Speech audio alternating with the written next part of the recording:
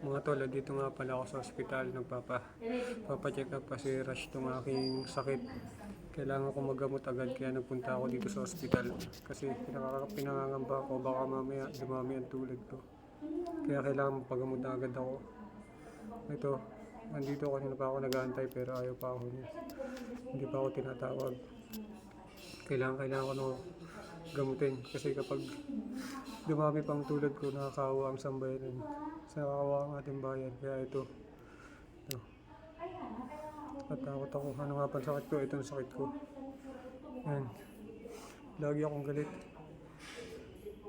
Natakot ako na baka mamaya dumami pa ang tulad ko. Ito. Natakot ako.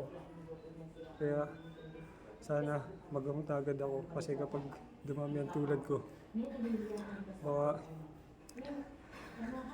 hindi ko alam kung ano mangyayari sa bayan natin, sa buong mundo. Hindi ko alam kung ano mangyayari kaya kailangan magamot na ako.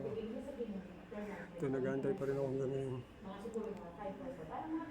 Hindi ko alam kung anong gagawin para ito.